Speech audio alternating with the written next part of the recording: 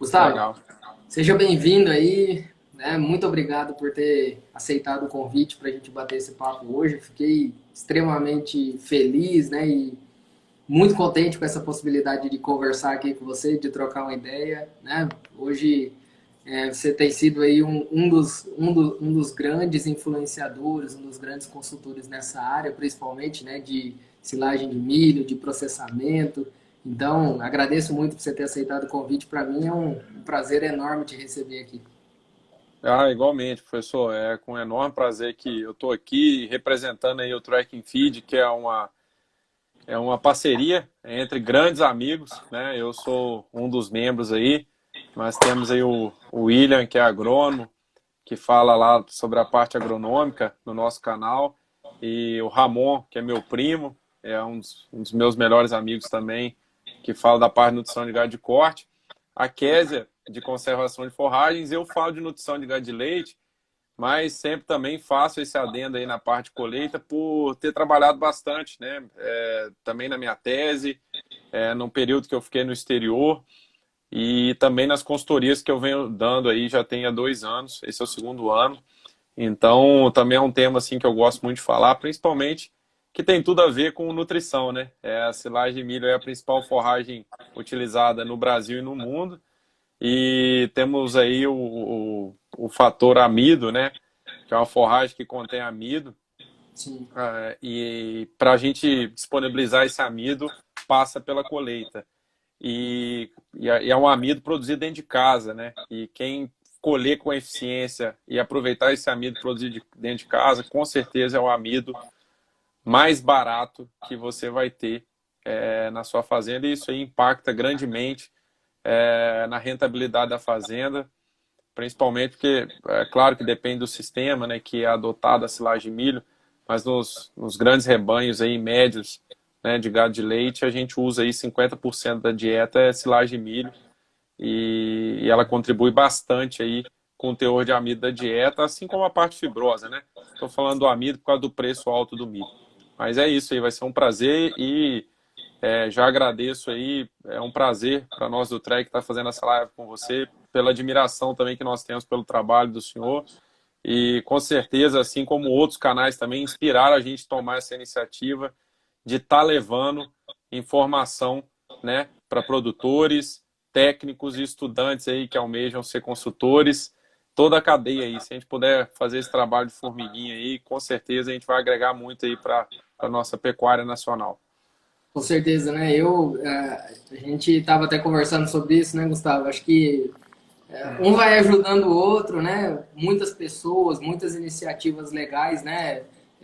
Trazendo esse tema de nutrição, né? De ruminantes de forma geral e né, a gente que Uhum. trabalha mais voltada à floricultura e silagem também, hoje tem muita coisa legal sendo feita, né? Muita coisa legal sendo produzida e acho que isso é legal porque quanto mais tiver, né, de qualidade, melhor, porque as informações vão chegando, até o público que gosta e que precisa receber essas informações, né? Tanto alunos, né, que ainda estão no processo de formação, quanto os profissionais de campo, os produtores rurais, né? De alguma forma essa informação está chegando também a essa galera, né? Direto ou indiretamente as informações vão sendo disseminadas, né? Então eu também admiro bastante vocês aí pelo trabalho e tem sido muito legal essa troca de ideia, né? Essa troca de informações. Acho que todo mundo tem a ganhar, né?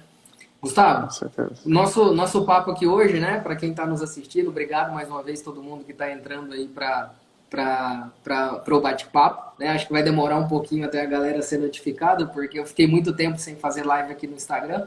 E aí, às vezes, Uhum. demora aí para a galera receber. Mas, enquanto isso, a gente vai conversando, óbvio, vamos tocar aqui. Nós escolhemos um tema, né, Gustavo, que trata de estratégias para colheita, né? Então, estratégias para colheita do milho para ensilar.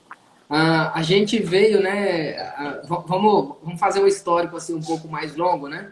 A gente vinha no dia a dia, há 20, 30 anos atrás, daquela ideia de colher o milho lá no ponto de pamonha, né? O milho mais verde ainda. A coisa foi mudando, né? Os estudos foram avançando. E a gente chegou, né, Gustavo? A gente chegou, não, né? As informações foram chegando para que a gente entendesse que a colheita depende da determinação da porcentagem de matéria seca, né? Esse é o fator ali principal. Mas existe uma margem, né, Gustavo, de uma margem na porcentagem de matéria seca que a gente pode fazer a colheita, né? Só que isso também é meio variável em função das máquinas que a gente tem à disposição.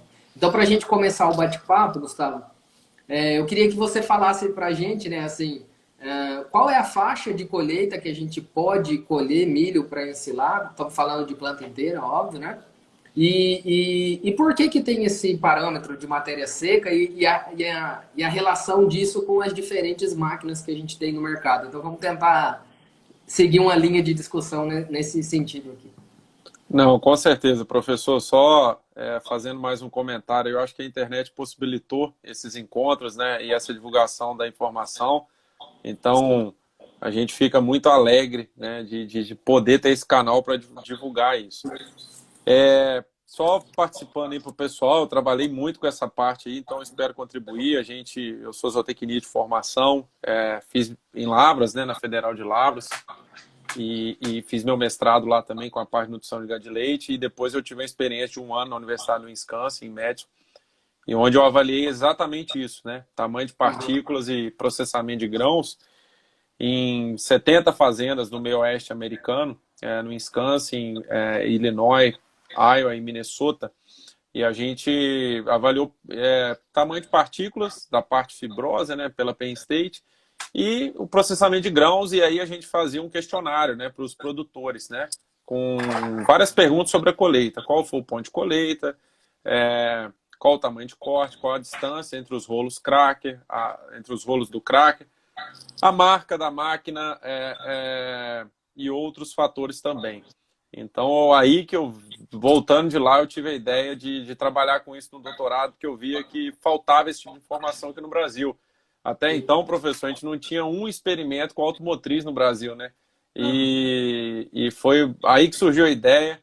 Teve muitas idas lá na AgriShow para fechar essa parceria com a máquina, né? Porque o custo para financiar isso, para vir para a universidade, não é fácil. Então, eu acredito que foi a primeira silagem de milho de automotriz colhida na Exalc. Posso estar errado aqui, mas pelo menos que o pessoal fala. Então, a gente ficou muito alegre, principalmente porque teve um grande amigo aí, que é o Roberto Jonker, que trabalha na New Holland, que é zootecnista, trabalhando numa empresa de máquina, Sim. que comprou a ideia. E não fazendo propaganda, né, mas falando dele, porque ele acreditou, então acho que eu gosto de dar esse mérito a ele aí por ter acreditado. Com certeza. Assim como hoje outras empresas também entram em contato com a gente, é sempre legal. Mas aproveitando aí para fazer esse agradecimento a ele que acreditou nessa ideia. Bom, com relação ao ponto de colheita, esse conceito que você falou aí é muito interessante, que a gente está trabalhando, né? Que não é a questão... ele não é restrito da planta, né? Depende da máquina. A gente está tentando categorizar isso de acordo com a máquina. No fundo, o ponto de colheita seria o quê? Onde a gente tivesse a produção de matéria, o máximo de produção de matéria seca digestível. Esse seria o ideal, né? O melhor digestão da fibra, porque a silagem de milho ela é composta pela fração fibrosa e a fração grãos, né? Então, onde eu tivesse uma maior digestão dos dois, né, seria o ponto bacana. Mas, infelizmente, aí a gente tem o fator máquina, né, que interfere principalmente na digestão do grão, né? A gente sabe que a gente tem esse efeito aí que afeta bastante. Então, pensando nisso, a gente tem recomendado, claro que precisa de mais estudos, sabe, professor Rafael, mas a nossa experiência aqui do nosso grupo de qualidade e conservação de forragens da Exalc, coordenado pelo professor Núcio, a gente vem fazendo muitos experimentos nessa área. A gente acredita em avaliar 2 fatores para definir isso, né? O teor de matéria seca e a linha do leite. Tá? Porque eu gosto de olhar os dois. Às vezes a matéria seca da planta te engana muito, tá? Vou falar alguns fatores ambientais e de híbridos, tá? A gente sabe, por exemplo, se chover, o seu dado de matéria seca vai para o espaço, né? Ele é enganoso. Se o milho tem uma característica chama stay green elevada, que é permanecer verde, aquelas folhas do bacheiro, né, mais de baixo, né, vai te confundir também. Você vai fazer a matéria seca, vai estar com a matéria seca, sei lá, de 28%, mas a linha do leite está na metade, o grão já está avançado. Então é bom sempre avaliar os dois, tá bom? E se o milho tiver tido doenças, isso também é um fator que afeta. Às vezes o milho ainda não está enchendo o amido, mas por ele ter tido algumas doenças aí, ele pode estar apresentando a matéria seca baixa, algo nesse sentido. Então, assim, o que a gente tem recomendado, até convido aí o público, quem quiser, a gente publicou um e-book lá no Track and Feed também, só sobre essa parte de colheita. Tem tudo lá bem descrito e a gente botou muita foto para ficar bem ilustrativo. Para máquinas de arrasto, né, que a gente chama aí acopladas ao trator, tracionadas por trator sem dispositivo cracker, o teor de matéria seca para iniciar a colheita é de 30%.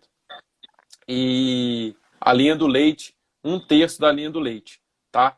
E aí, para finalizar, com 33 a 34% de matéria seca e na metade da linha do leite, só onde a gente tem os resultados mais interessantes, né? Depois eu posso falar aí da parte de configuração de máquina, mas agora a parte de ponto de colheita.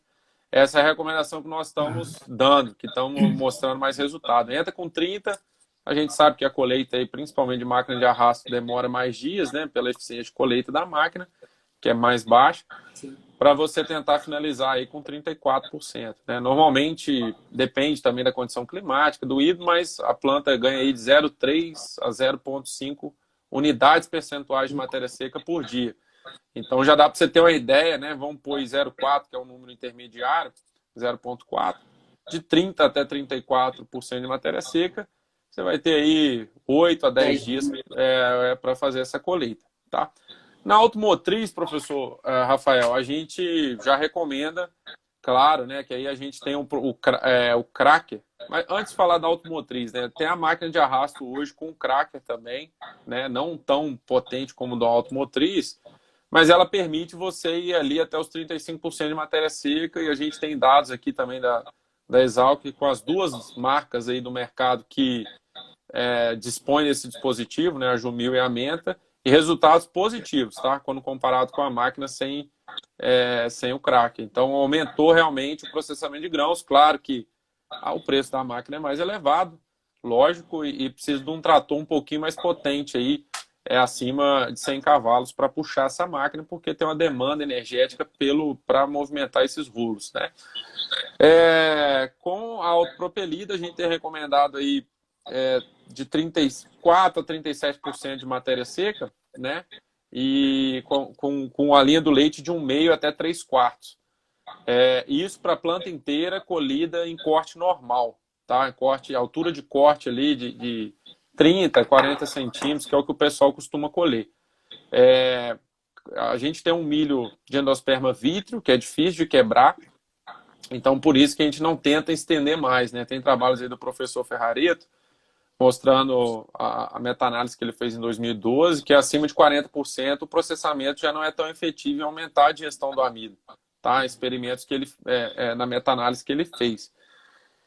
Esse é um cenário que vem mudando muito, sabe, professor Rafael? Você também está aí no grupo do Dr. Salles, né, do Rafael, que eu acho que ele está aí também na live, que está tendo uma discussão, sempre está tendo discussões lá muito interessantes. E a gente vem observando também, quando você vai aumentando a altura de tamanho do corte, né, a altura do corte, né, em relação ao solo, parece que o processamento melhora. Não temos ainda pesquisas provando isso, mas pelo menos os técnicos têm mostrado isso. E por que disso? Eu tenho, né, essa visão. Tem algumas pessoas aí colhendo silagem de milho 40% de matéria seca na linha negra, do 3/4 para a linha negra, 3/4 da linha do leite para a linha negra, e conseguindo processamentos muito bons. E eu acredito muito isso que está atrelado à parte de a questão que está entrando menos massa vegetativa, né, caule, folha. Esse tipo o material acaba acamando o grão na hora que ele passa pelo cracker e diminui a fricção, né, desse grão. Então, quando você vai aumentando a altura do corte, menos dessa massa está entrando e possibilita processar melhor. Tanto isso é verdade que na fazenda Naviraí, que eu dei consultoria pelo 2º ano consecutivo lá para eles na parte de snaplage, pensa só, o grão quando você colhe para o snap, ele já está na linha negra. Então ele está super, já depositou todo o amido e está no máximo da vitrosidade dele.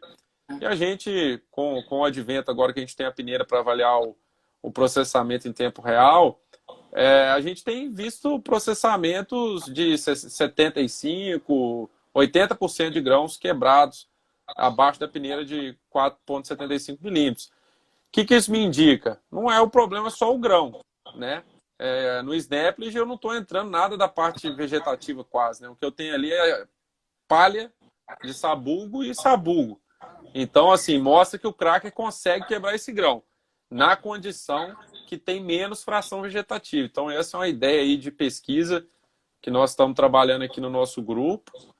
Inclusive, até sugeri hoje, mandei um áudio para o professor Núcio, que a gente tinha que trabalhar nisso aí, fazer um experimento colhendo perto do solo, aumentando a altura de corte, no mesmo híbrido, no mesmo ponto de matéria seca, para a gente ver só o efeito disso no processamento de grãos. Eu acho que isso aí vai ter um efeito bacana, sabe? E eu acho que influencia muito.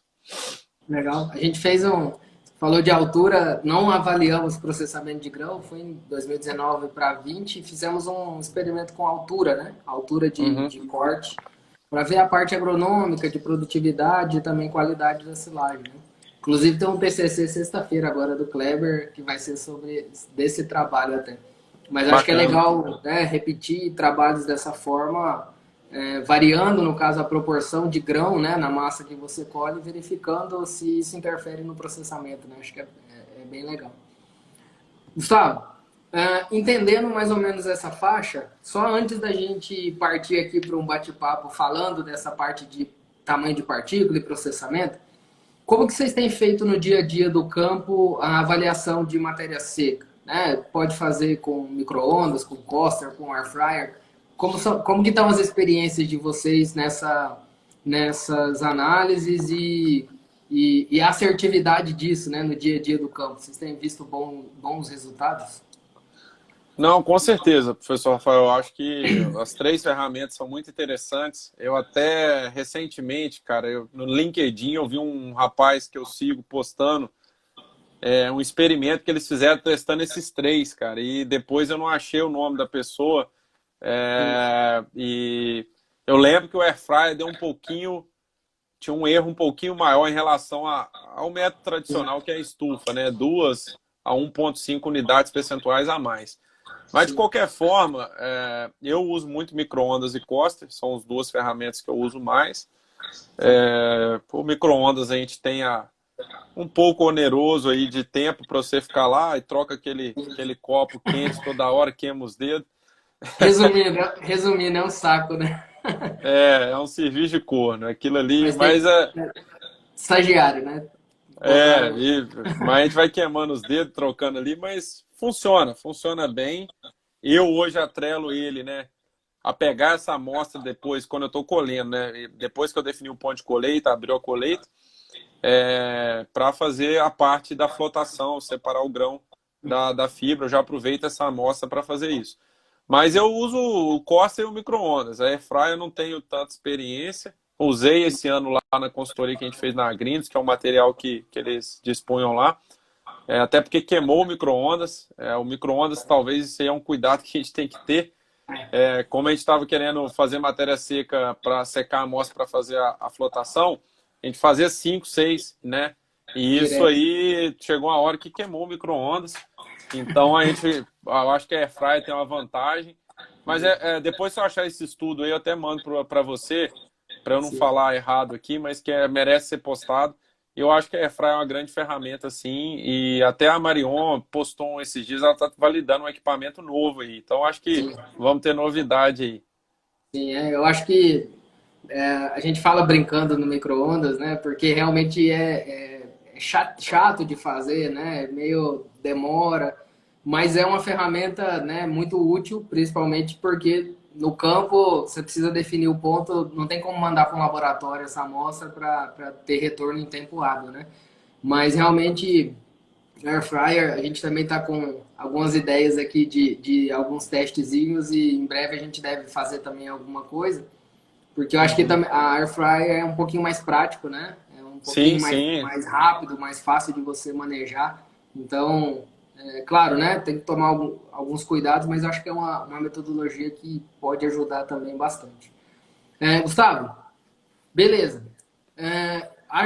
Fazendo um resumo aqui, né, para quem está nos assistindo, a gente falou um pouquinho de ponto de colheita, né, e essa variação, ou seja, você pode colher ali mais no início, né, da fase do ideal, 30, 32, 33% em máquinas, né, que tem uma capacidade menor de processar grão. E se você tem Uhum. uma máquina com a capacidade maior de processar grão, você pode elevar, né, pode chegar com a colheita um pouquinho mais para cima.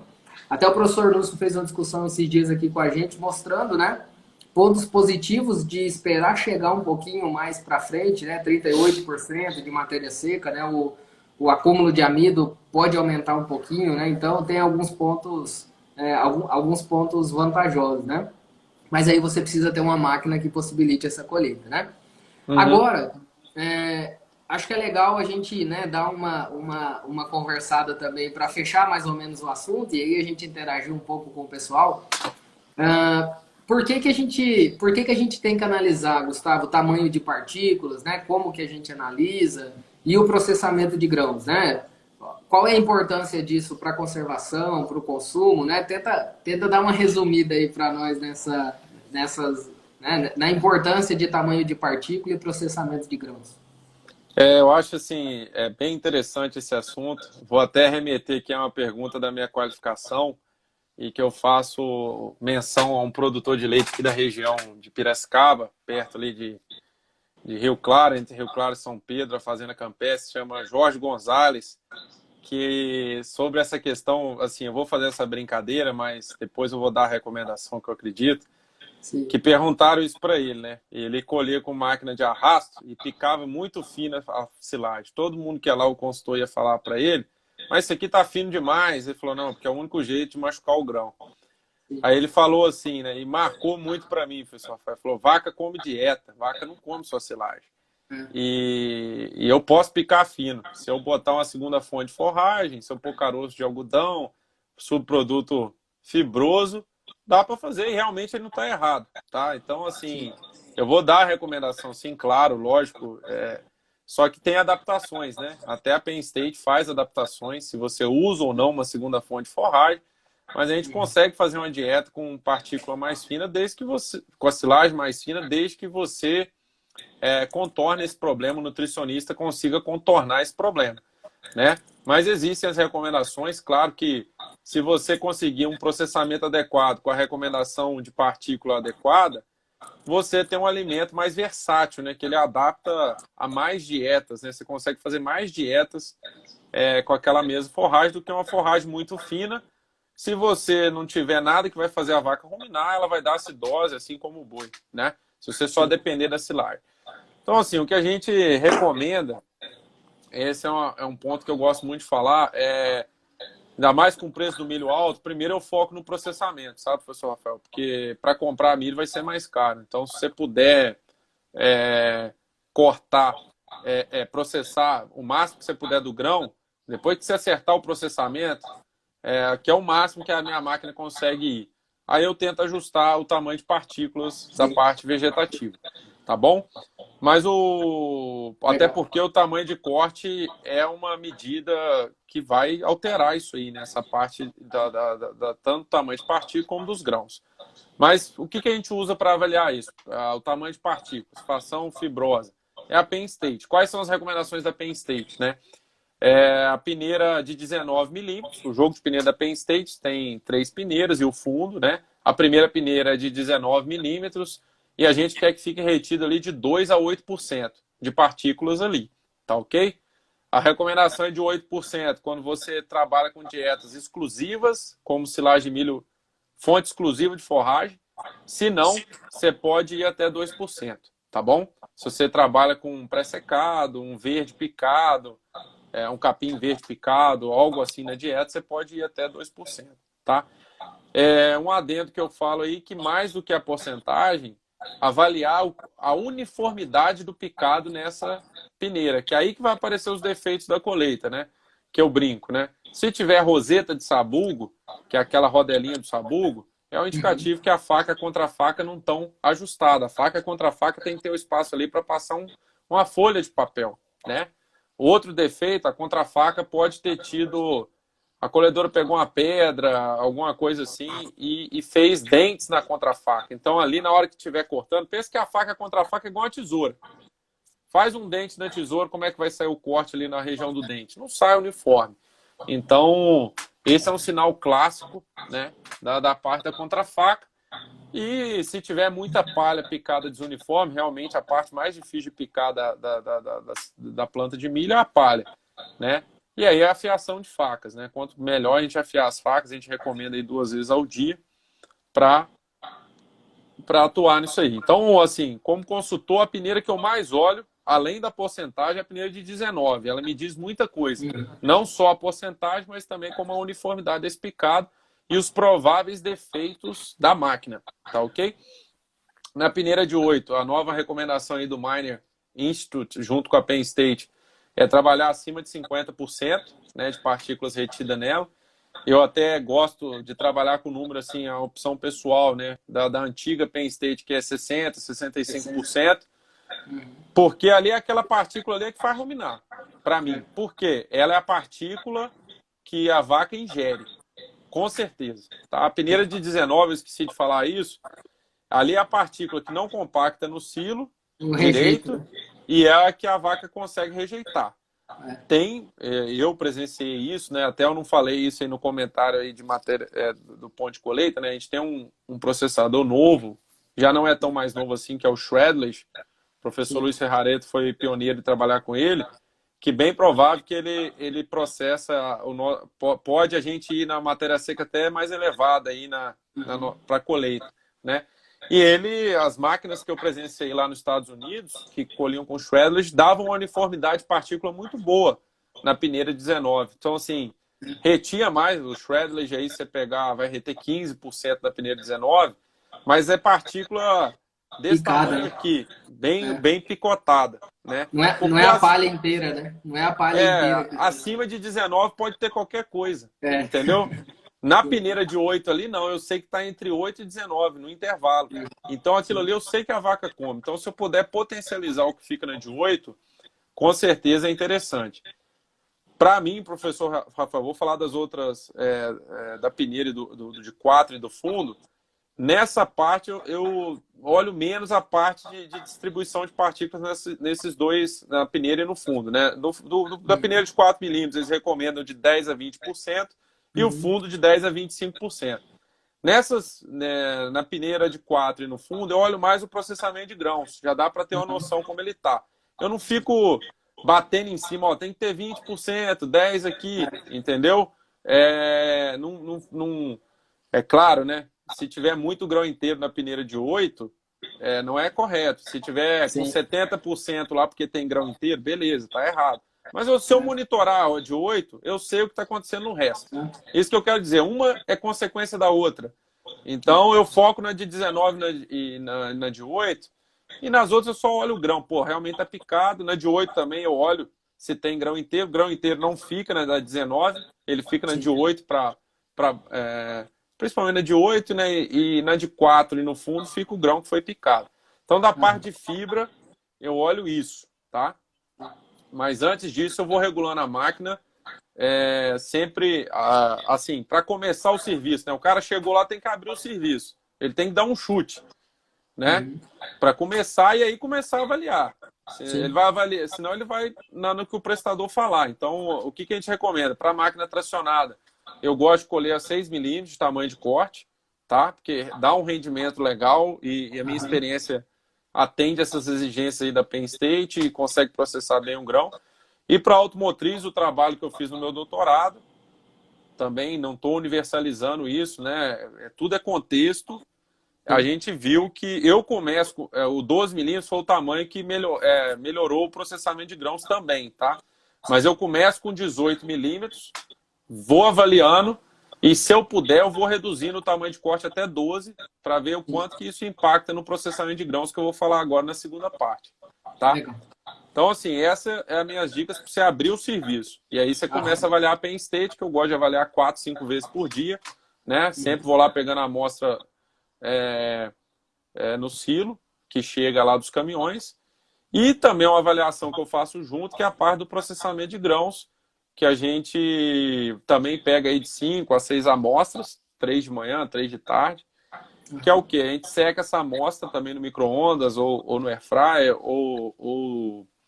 ou também no Coster, né? Um volume de 400 gramas de amostra, depois pega essa amostra seca, fazemos um procedimento que chama flotação, que também está bem descrito lá no nosso e-book, que nada mais é que você pegar uma bacia com água, esparramar essa forragem, você passa o dedo em cima da água, né? E passa o dedo entre a fibra, vai permitir que o grão afunde por diferenças aí de densidade, tira a fibra com a mão ou com a peneirinha, drena essa água, né? Às vezes você põe até uma peneirinha ali para não escapar nenhum pedacinho de grão. Depois a gente seca esse grão na frigideira. A gente tentou secar com outros materiais, não deu certo. Talvez até já vi alguns consultores que estão ensecados aí com um equipamento que eles criaram aí que tem um secador de cabelo dentro de um tubo PVC, que também funciona bem. E aí a gente pega esses grãos e passa nessa peneira aqui, ó, que eu tô aqui hoje, que é a peneira de 4,75 milímetros. E aí eu agito o grão aqui, né, até cair tudo, o máximo que conseguir cair, passo o dedo aqui de baixo, porque às vezes fica algum preso com pericarpo, né, e eu meço, né, peso e vejo a porcentagem de grãos que passaram por essa peneira de 4,75, tá? E a gente trabalha assim que abaixo de 50 é ruim, 50%, entre 50 e 70 é bom e acima de 70 é excelente. Claro que a gente essa é a recomendação do KPS, que é feito em laboratório, né, que é o método feito em laboratório. Essa peneira aqui é a peneira do KPS usada no laboratório, né? A gente só está adaptando isso para a gente fazer no campo, porque até o cara enviar para o laboratório já acabou, chegar o resultado, acabou a silagem. Sim. Então foi um método aí que eu tive o prazer de sugerir numa live com o Renato Nogueira, que é um grande consultor aí da área de nutrição de gado de leite, e que o pessoal tem aderido, tem gostado. A gente está validando aqui na Exalc esse método. A gente espera até estratificar mais, né? Porque de 50 a 70 tem um mundo, né? Então, 60 ali, de 60 a 70, pô, se lá de 60 não é igual a de 50 de processamento. Mas é um número que tem ajudado a te direcionar. E quando o processamento está ruim, o que eu checo? Só para... Como é que eu corrijo isso, né? Tem vários fatores que afetam o processamento. Primeiro é o fato de ter ou não um cracker. Com certeza, ter o cracker é um efeito grande. Segundo, o tempo de vida desse cracker, de vida útil. Normalmente um cracker varia de 900 horas até 1.200 horas de vida útil. Ele tem que ser substituído depois disso. Se ele já passou disso, você pode fazer o que você quiser, que você não vai melhorar o processamento. Então, tem que saber escolher o seu prestador de serviço. A gente trabalha com 1 milímetro a distância entre rolos, podendo chegar até meio milímetro a distância entre eles. Isso também melhora o processamento de grãos. Alguns prestadores podem abrir o cracker para desgastar ele menos, e aí você não vê que isso está acontecendo. A grande maioria é muito correta, trabalha bem. E você conseguindo avaliar com essa peneira, ele até vai falar, pô, o cara está avaliando. Então, se eu fizer uma silagem melhor, ele vai ver que eu estou fazendo melhor, né? Então, a peneira, ela possibilitou isso. A tomada de decisão sua no momento da colheita, que é top, e valorizar o cara que colhe bem, né? Que dá manutenção na máquina dele corretamente. O segundo ponto que a gente consegue também, outro ponto, né? Segundo não, já estamos no terceiro ou no quarto, eu não contei aqui. É reduzir o tamanho de corte, que funciona muito para automotriz, tá? Se você reduz o tamanho de corte, o que acontece? Você tem menos o efeito de sanduíche nos grãos na hora que passa as fibras fazendo esse sanduíche passando pelo cracker. Passar sem quebrar, né? Sem processar. Porque aí, tendo a fibra entremeada ali, evita da fricção máxima, né? Quando você reduz o tamanho de corte, a fibra vai diminuindo de tamanho, você expõe mais o grão. Isso aí o professor Ferrareto também mostrou na meta-análise dele, lá nos Estados Unidos, claro. Isso acontece com um tamanho de corte um pouco maior, né? Não lembro, acho que é acima de 28 milímetros, um tamanho bem grande, né? Na meta-análise que ele fez lá. mas aqui no Brasil, no meu experiência de doutorado, com a máquina que eu trabalhei, já teve uma diferença do 12 para 18 milímetros. Diminuiu Sim. muito o processamento de grãos. As vacas do 18 milímetros quebraram 800 ml de leite, entendeu? Reduziu digestão de amido, glicose no sangue, tudo mostrando, né, corroborando com o processamento ruim que teve. Então, assim, claro que depende de máquina, tá, professor Rafael? Cada máquina é uma história. A gente tem 5 marcas aí de colhedoras autopropelidas, precisamos de mais estudos, né? O meu estudo foi com a marca específica, conforme eu falei, mas a gente precisa de mais estudos porque cada máquina tem um cracker. Então, e tem marcas aí que tem 3 tipos de cracker, sabe? Então, assim, a gente precisava desses estudos das empresas de máquinas para mostrar qual que é o melhor ponto de colheita para cada uma. Não é geral. Assim, eu fiz o primeiro estudo, mas a gente precisa de mais porque não é uma interação máquina e híbrido também. O híbrido meu lá tinha, se eu não me engano, agora fugiu aqui, se é 68% de vitrosidade. Deu um branco aqui, mas eu acho que é isso mesmo. Então, assim, bem vítreo, estava com 34% de matéria seca, entendeu? E assim, os 6 milímetros que eu também testei, eu testei 6, 12 e 18 milímetros, tamanho de corte na dieta das vacas, né? Os 6 melhorou demais o processamento, só que as vacas estavam na dieta exclusiva, silagem de milho como fonte exclusiva de forragem, elas começaram a ter acidose subclínica. A gente mediu um marcador de acidose subclínica, que é o amiloide A, uma proteína de fase aguda que é produzida pelo fígado quando a camada lipopolissacarídica das bactérias gram-negativas entra na corrente sanguínea. Então, ela foi um indicativo que teve acidose subclínica, as vacas tiveram diarreia, mas o processamento melhorou, entendeu? Foi melhorando à medida que foi reduzindo o tamanho de corte. Contudo, nesse tipo de dieta, eu tenho que usar outros mecanismos, como nutricionista, né? Subproduto fibroso, carojo algodão, maneirar aí talvez no uso de fontes de amidos fermentada, como grão úmido ou milho reidratado, nesse contexto. Então, assim, o ideal que eu gosto é começar com 18, avaliar o processamento. Tá legal? É para diminuir. Tá ruim? O que eu posso fazer, Gustavo? Depois que você chegou o crack, vai lá na telinha da automotriz, aparece lá a distância entre os rolos, viu tudo isso, afiação de faca, regulagem de faca contra faca. O que dá para você fazer? Depois que você já checou tudo, não tem caminho, o que dá para você fazer? Reduzir o tamanho de corte. Eu trabalharia até o 12 milímetros quando a silagem de milho é fonte exclusiva de forragem dessa dieta. Tá bom? Esses são os 2 fatores assim que a gente monitora, além dos outros, tá? Porque o assunto é esse, a gente monitora compactação, vedação, inoculação, se está tudo sendo bem feito também. Tá ok? Não, muito, muito legal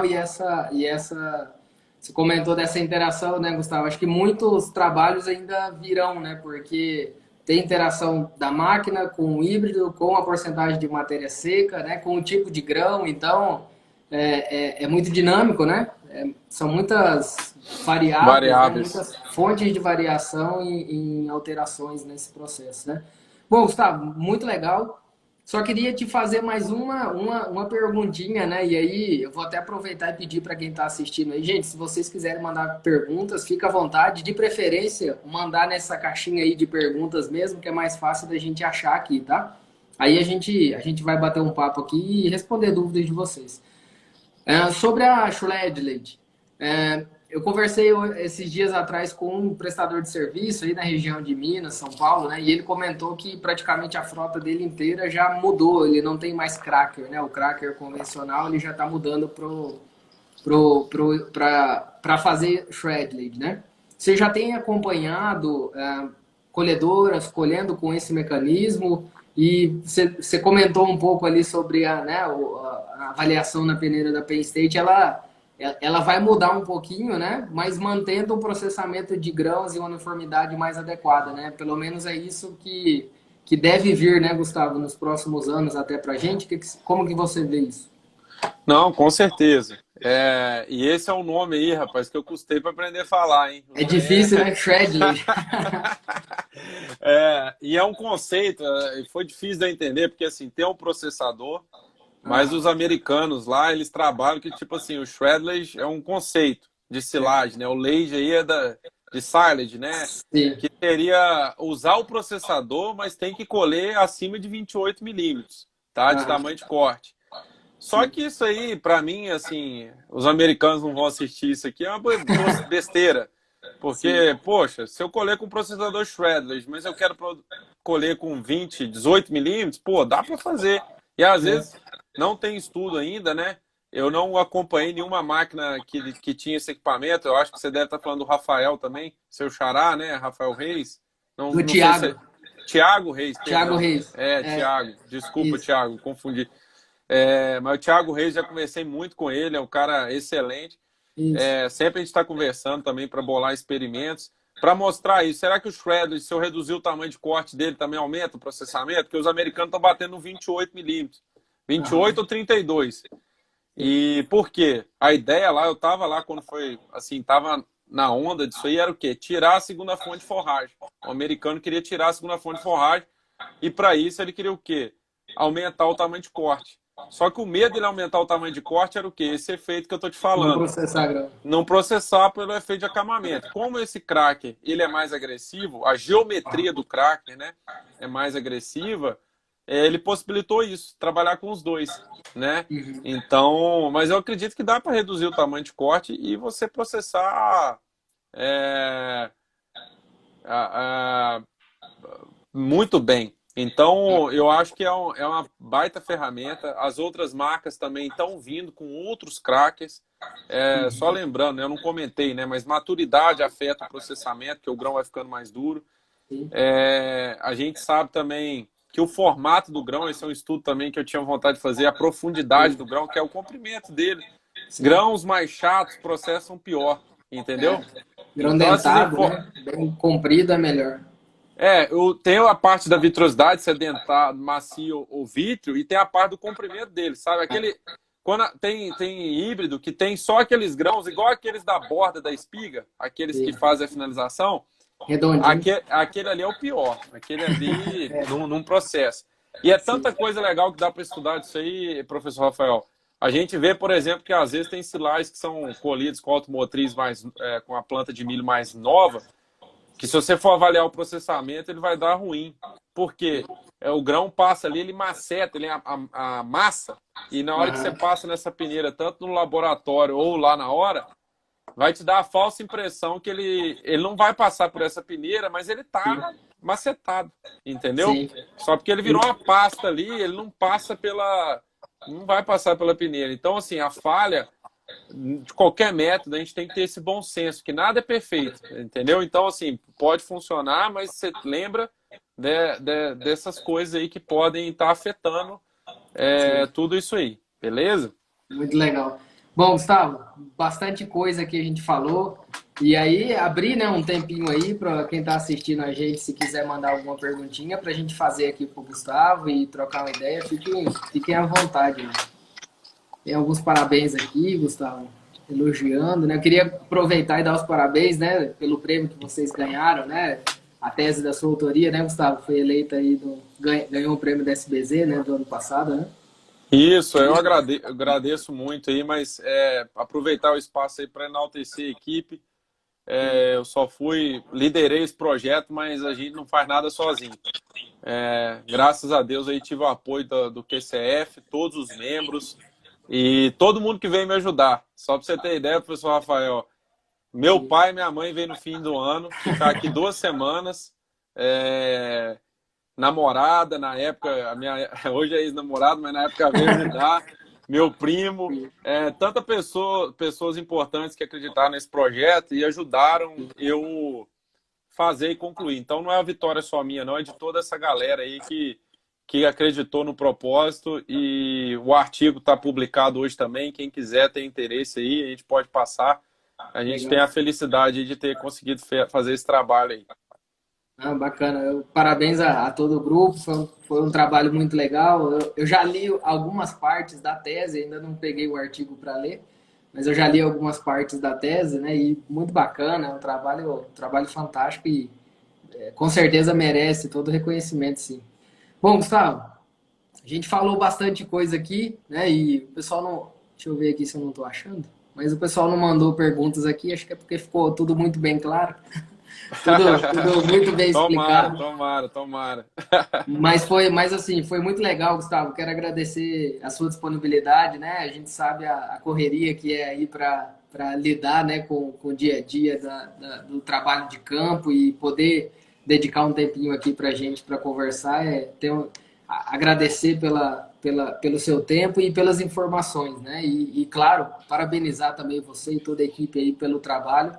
Eu sempre acompanho, né? Tento acompanhar as coisas que vocês estão produzindo, né? E é um material sempre de ótima qualidade, a gente aprende muita coisa. Então, obrigado pelo seu tempo aqui, pelas informações e obrigado pelo trabalho e pelo que vocês têm proporcionado para a gente nesses últimos tempos aí. Não, eu que agradeço. Parece que chegou aí uma pergunta aí, deixa eu ver. Tem uma perguntinha aqui do Marcos Aurélio. Vocês têm observado melhora no processamento de silagens de planta inteira quando trabalhado com matéria seca mais alta em tecnologia de Stay Green? Então, Max, normalmente quando você tem essa stay green elevado, o milho tem até a matéria seca, às vezes o grão está com 3/4 da linha do leite e a matéria seca está lá 34%, 35%. Via de regra, quando a gente aumenta a matéria seca em silagem de milho planta inteira, como baseado aí, eu sempre gosto de referenciar o professor Ferrareto, que fez as meta-análises estudando isso, a gente observa que o processamento prejudica, tá? Só conforme eu disse, né, até sempre estamos discutindo aí, o pessoal aí nos grupos de WhatsApp, do Dr. Salles e outros grupos aí que a gente discute, tem colegas, né, até ontem eu estava conversando com um deles, que é o Eugênio, da região de Passos. Ele colheu com a matéria seca elevada a planta, né, 40%, mas por ele ter subido a altura do corte, ele conseguiu um processamento legal. E para ele driblar o efeito aí de ter essa matéria seca tão alta para fermentar, que é um desafio, ele botou um caminhão-pipa para corrigir a matéria seca, sabe?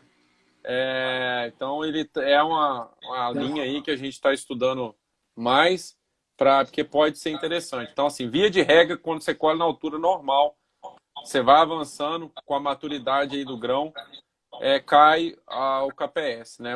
Que é a medida aí de processamento de grãos, cai.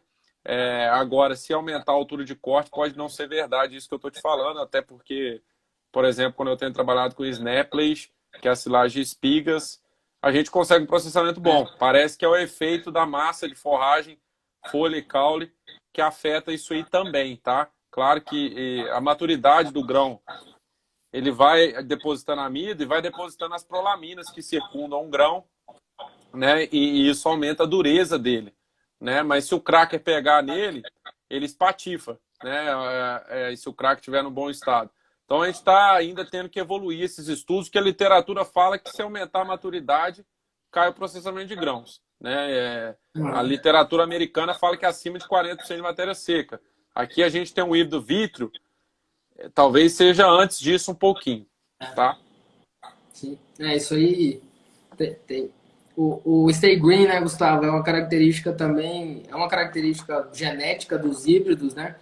Mas também o comportamento de híbrido para híbrido é um pouquinho variável, né? Então você tem materiais que às vezes, mesmo tem material com Stay Green que o colmo da planta fica muito suculento ainda, né? A planta está no ponto de colheita, mas o colmo da planta está bem suculento, tem muitas folhas. Tem material que e aí tem uma interação também com doenças, né? Dependendo de como foi feito o manejo com fungicida, por exemplo, na lavoura de milho, né? Você pode ter uma queda maior, né, das folhas da parte do bacheiro ali, tudo isso interfere, né, Gustavo? É bem dinâmico, né?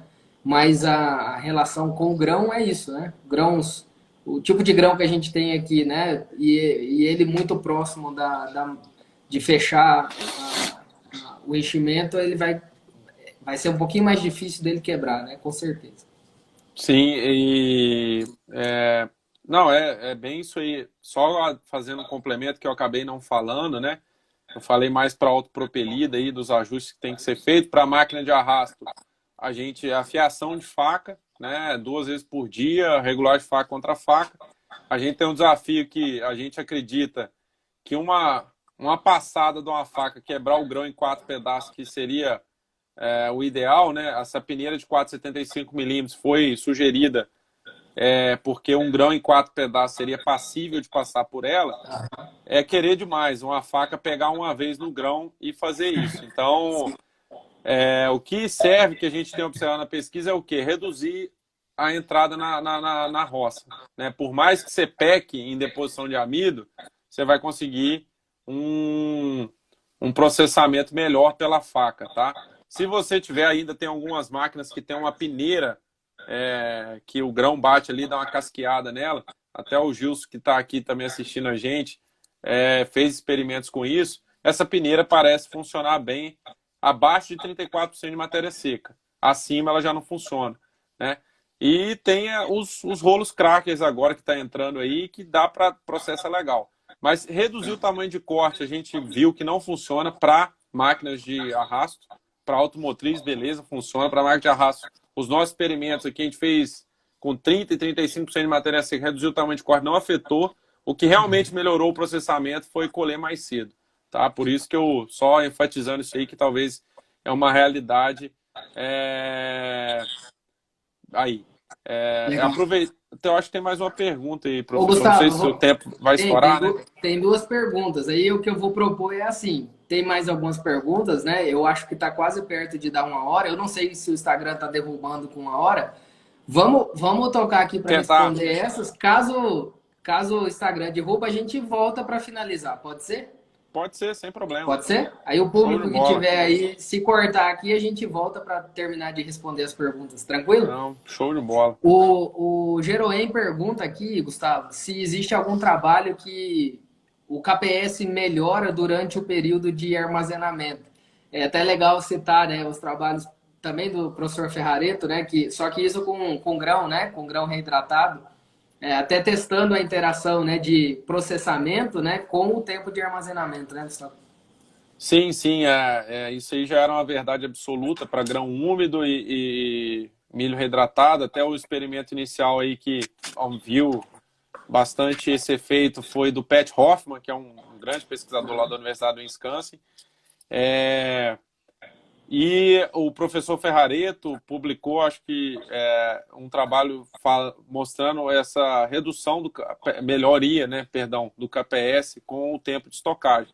Isso principalmente porque a gente sabe que dentro, até o meu experimento também de doutorado mostrou isso, desde que, né, tem um processamento inicial legal. Você pode pôr o grão inteiro lá que ele não vai melhorar o KPS. Entendeu? Um grão quebrado em 2 pedaços, talvez não melhore tanto o KPS. Mas se ele já tiver aí quebrado em 4, 3 pedaços, ele vai conseguir evoluir. Por que acontece isso? Porque você permitiu, você quebrou o pericarpo, que é a primeira barreira de gestão do amido, né? E também para as bactérias, né? As bactérias só vão conseguir quebrar as prolaminas que circundam o grano de amido e aumentar a digestibilidade dele se o pericarpo for quebrado, né? Então, quando você quebra o grão em 2, 3 pedaços, 4, principalmente 4, né, que é o ideal, você permite que as bactérias quebram esse cimento, que é as prolaminas que circundam o grano de amido. E aí, o que acontece com o grano de amido? Eles vão se descolando. Na hora que você passa para fazer o KPS no laboratório, vai ter mais amido abaixo dessa peneira aqui de 4,75. Essa é a teoria. A gente observou isso também nos nossos estudos da minha tese. Para a automotriz isso aconteceu, para a máquina de arrasto não aconteceu. Porque a máquina de arrasto tinha muito mais grão inteiro, né? A automotriz não tinha grão inteiro. E aí eu pude deixar lá 1 ano e o KPS continuou a mesma coisa. Então esse é um fator preponderante. Ter já um processamento, não sei qual, né? Talvez aí 40%, 50% de KPS pelo menos para você ver essa evolução no aumento de KPS com a estocagem. Isso é uma relação muito importante, né? E eu acho que é legal deixar isso bem claro, né? Desde que já esteja processado, pode haver melhoria, obviamente. Agora, um grão inteiro não vai adiantar muita coisa, porque não vai ter nenhuma mágica lá dentro que quebre, né, o grão para poder fazer para que tenha a disponibilização. Ô, Ramon, obrigado aí, né? O Instagram, pelo jeito, não derruba mais com 1 hora. Ótimo, muito bom, dá pra gente responder as perguntas aqui. Ô, Gustavo, o Gabriel Assis aqui, ele pergunta, acho que você até já falou disso, mas dá para responder aqui de novo. Qual o período de tempo de trabalho para trocar um processador? Eu imagino que ele esteja falando do Cracker, né? Sim, sim, sim. Esse tempo é variável, sabe, professor? Porque às vezes a máquina, imagina uma máquina que só colheu silagem, planta de milho com 40% de matéria seca, que o grão estava o Sim, mais duro possível. Vai ter um sim. desgaste maior. Então, assim, o que eles falam, pelo menos o pessoal da New Holland e da John Deere, que eu tenho um contato mais próximo, o Roberto Jonker e o Tércio, que trabalha também na John Deere, que eu conheço, eles falam que é de 900 a 1.200 horas. Da classe da Crono eu não tenho informação, mas eu acredito que seja nessa variação aí. O problema é a gente saber, tem que acreditar na pessoa. Eu estou tentando desenvolver esse olho para tentar identificar isso aí, sinais, né, que me Uhum, possibilitam identificar que o problema é o crack. E aí eu tenho que mudar de prestador, né? uhum. Mas normalmente é esse tempo aí. Legal. E, e aí, quando a gente trabalha com máquina de arrasto, né, aí já fica mais complicado, né? Porque o seu parâmetro são as facas, né? Então você Sim, precisa sim. observar a faca, se como você falou durante a live, né? Se as facas estão com algum dano, né? E é meio complicado trocar faca, né? Desse maquinário. Tem que ser antes, né? Tem que ser antes de Né? iniciar a colheita. Faca E, também da autopropelida tem que ser trocada. Então, normalmente, quem faz um trabalho top, todo ano, depois que acaba a colheita, essas máquinas ficam 3 meses na oficina para fazer todas essas trocas. Tem tipo de material, tem cara que compra material de segunda linha para essas facas, e aí não adianta. Tem vezes que você está afiando faca lá e não melhora. E às vezes é um material que o cara compra, então é difícil. Que a gente estava conversando, né, professor Rafael? Identificar o problema já é um primeiro passo, mas saber resolver ele na vamos hora lá na resolver. roxa e saber assim, cara, o problema aqui é o prestador, né? Não é a roça que está seca, tal, alguma coisa nesse sentido. Então é isso aí que eu estou tentando me esforçar para aprender cada vez mais sobre máquinas, para a gente, pelo menos, posicionar, tanto dar destaque aos prestadores positivos, né? E como enaltecê-los, né? Como também sair desses que fazem um mau trabalho. Sim. Tem uma pergunta aqui, Gustavo, do Daniel. Ele pergunta se a altura de resíduo, a altura de corte, no caso, né, tem Ah, interferência na matéria seca. Ele dá um exemplo aqui: 30 centímetros teria uma matéria seca maior do que 40. Né? Se sim, um resíduo mais alto pode ser estratégia para diminuir matéria seca pensando na fermentação. Eu vejo o contrário, né? Quando você isso. eleva a altura de corte, a matéria seca é maior, né? Porque se aumenta a proporção de grãos na massa. Então, o Daniel faz parte do grupo de mentoria que eu Legal. coordeno e é lá de Rio Pomba, um excelente aluno aí, só para falar aí que ele está no Show de quinto bola. período de zootecnia e já está mexendo no NRC 2001 muito bem. Mas é isso aí, Rafael, o Daniel. Aumentou a altura de corte, você vai aumentar a matéria seca. Por quê? Vai aumentar a fração grãos na matéria, na silagem. E o grão é o que mais interfere na matéria seca da planta, né? A gente fez, inclusive, né? Repito aqui, depois eu vou até deixar um link, quem quiser participar, na sexta-feira nós vamos ter uma defesa de TCC com alturas de corte, né? Alturas de corte e pontos de colheita diferentes de milho. E vai ser bem legal, a gente vai bater um papo, inclusive, sobre esse assunto aqui.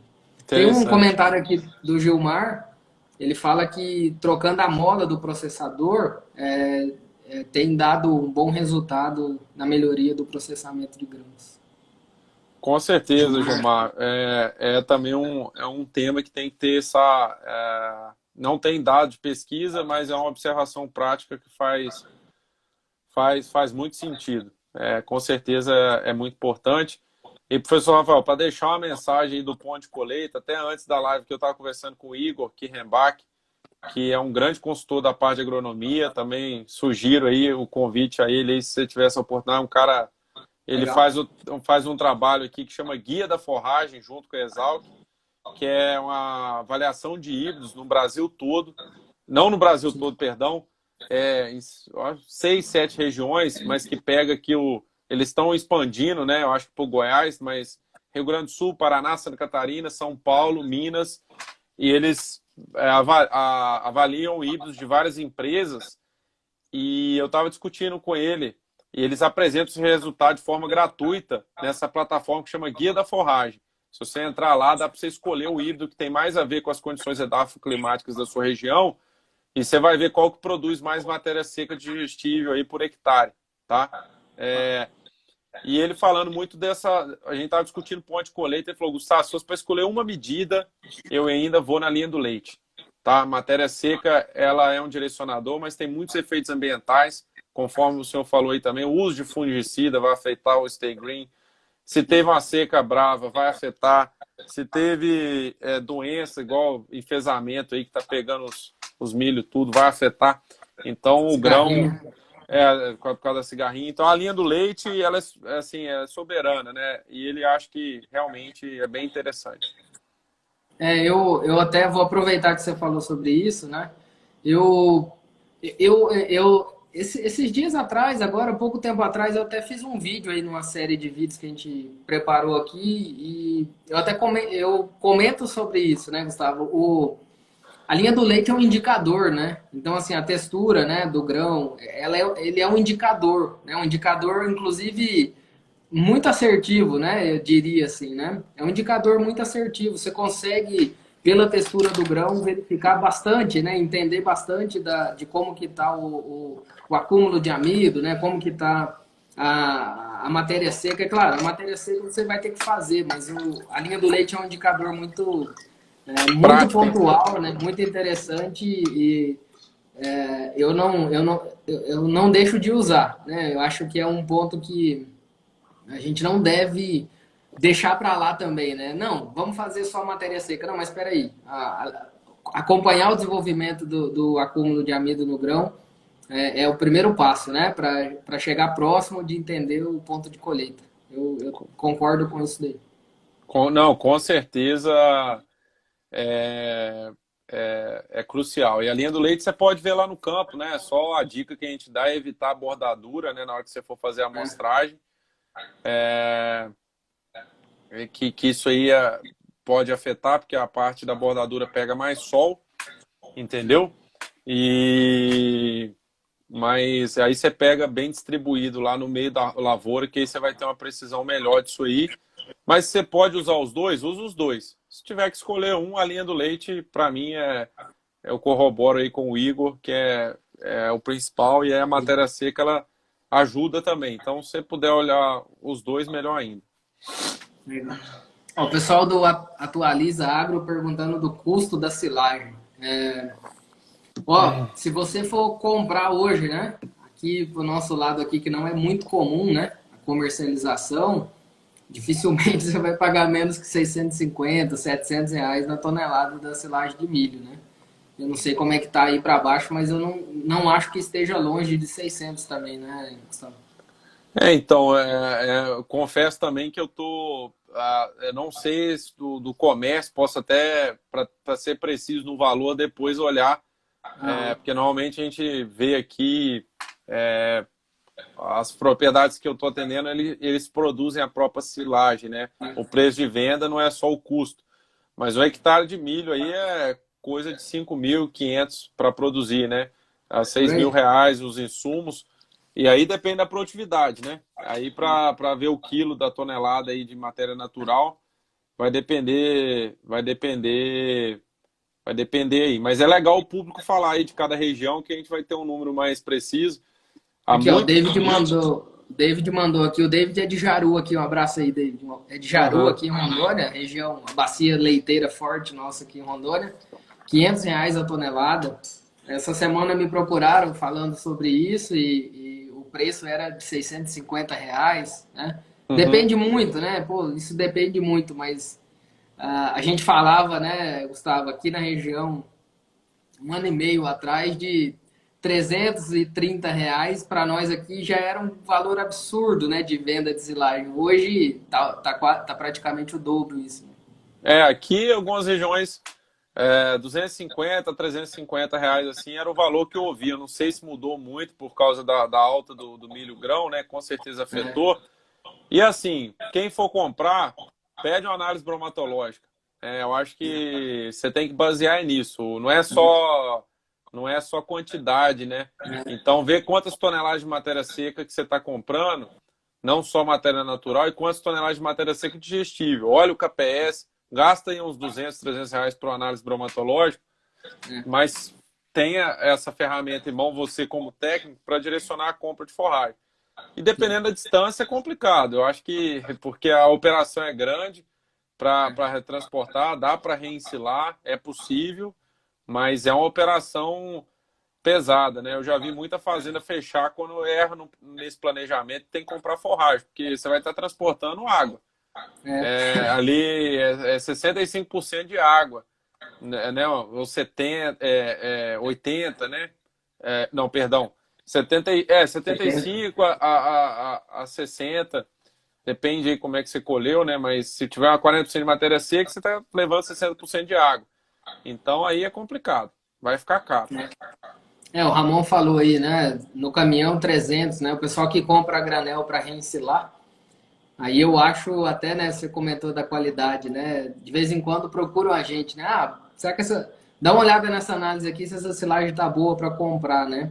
E essa análise da silagem, né? Principalmente para quem vai reensilar, né? Tem que ficar muito atento, porque se essa silagem foi mal feita antes, né? E você vai reensilar, você vai pagar caro e ainda corre o risco de perder bastante coisa, né? Então, o custo da tonelada provavelmente vai sair bem salgado, né? Uma silagem ruim, Nossa, reensilada, mais bem ainda, né? complicado. E mal processada, principalmente.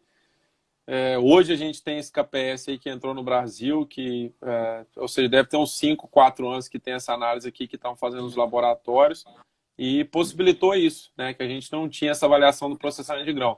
Às vezes você tem uma silagem de milho com 30% de amido, mas totalmente indisponível. Então Fechado. também não adianta nada. Esse que é o ponto.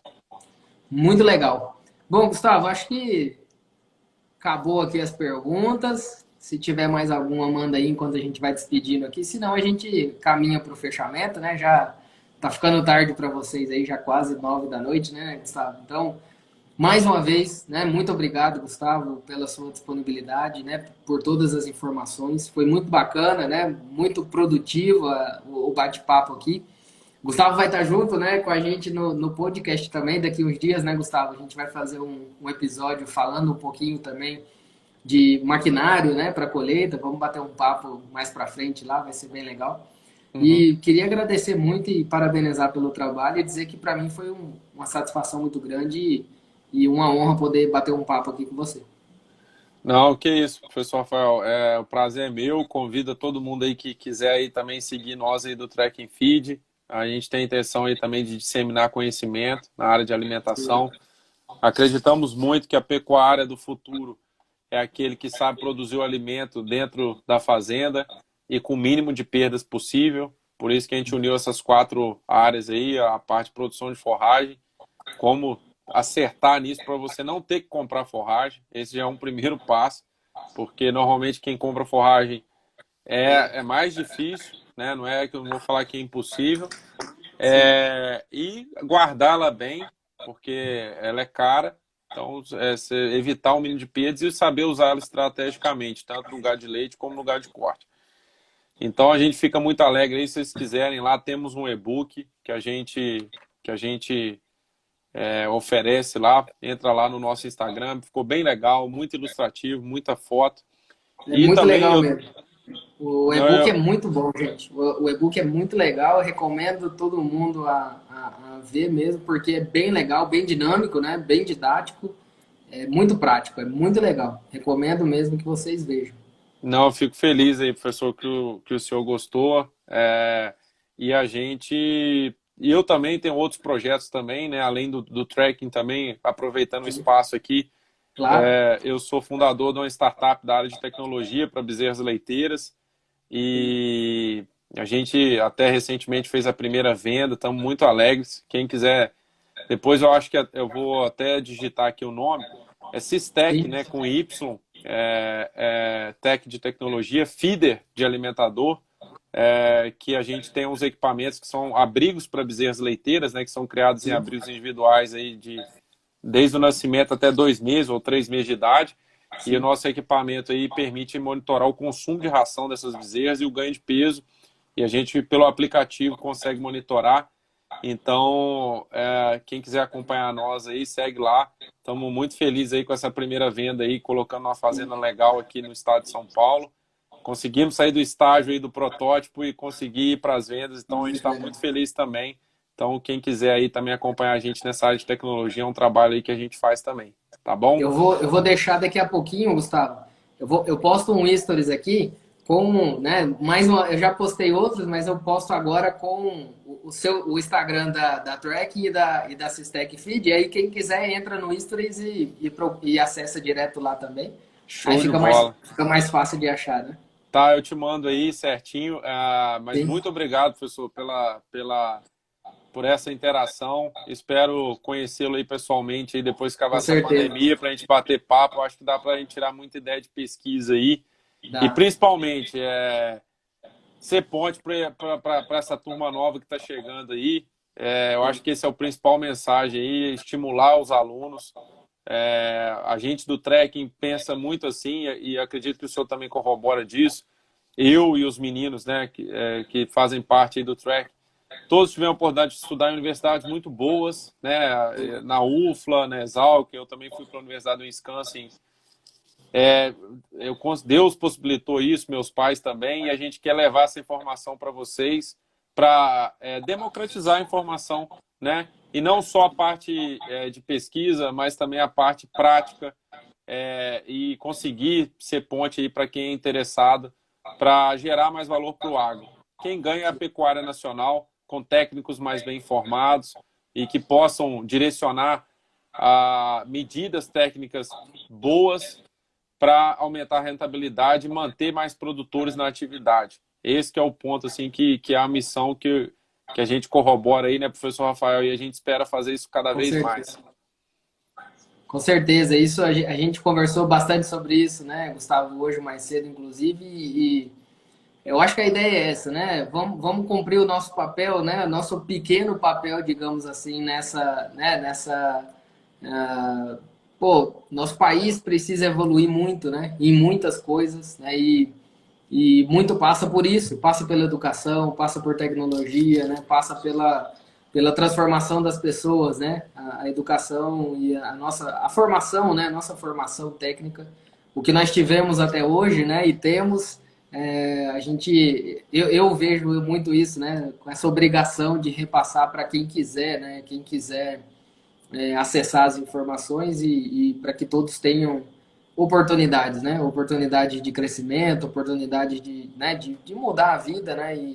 E tanto os alunos, quanto profissionais, quanto os produtores, né? Eu acho que essa mensagem é muito legal, né, Gustavo? Com certeza, eu acredito que a internet veio para isso, professor Rafael. O senhor inspirou a gente aqui do Tracking, assim como outros Instagrams, para a gente fazer isso mais. A gente fica feliz quando contribui com o próximo. Eu acho que não tem nada que engrandece mais a gente Sim, quando a gente ajuda alguém. Eu acho que é o melhor sentimento.